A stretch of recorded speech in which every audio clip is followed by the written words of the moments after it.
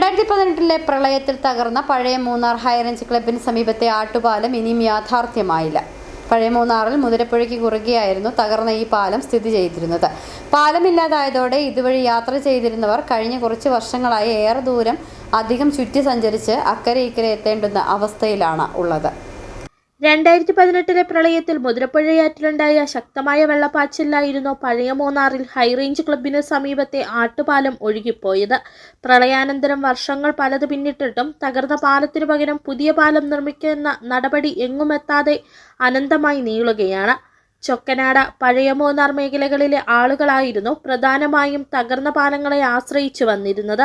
പാലങ്ങളില്ലാതായതോടെ ഇതുവഴി യാത്ര ചെയ്തിരുന്നവർ കഴിഞ്ഞ കുറച്ച് ദിവസങ്ങളിലായി ഏറെ ദൂരം അധികം ചുറ്റി സഞ്ചരിച്ച് അക്കരെ ഇക്കരെ എത്തേണ്ടുന്ന അവസ്ഥയിലാണുള്ളത്. ഈ പാലം ഇപ്പം പൊട്ടിപ്പോയിട്ട് 7 കൊല്ലമായി ഈ പാലം പൊട്ടിയിട്ട്.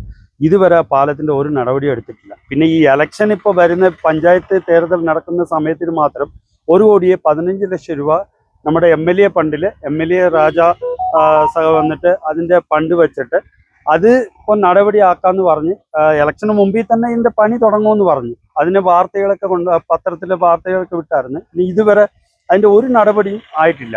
തകർന്ന പാലത്തിന് പകരം പുതിയ പാലം നിർമ്മിക്കുമെന്നും തുക അനുവദിച്ചുവെന്നുമൊക്കെയുള്ള പ്രഖ്യാപനങ്ങൾ മുമ്പ് ഉണ്ടായി.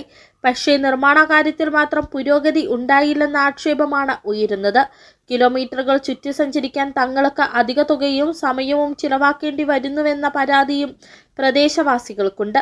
തകർന്ന പാലം പുനർനിർമ്മിക്കാൻ നടപടി ഉണ്ടാവണമെന്ന ആവശ്യം ഈ പാലത്തെ ആശ്രയിച്ച് യാത്ര നടത്തിയിരുന്നവർ വീണ്ടും വീണ്ടും ആവർത്തിക്കുകയാണ്. City vision, Munnar.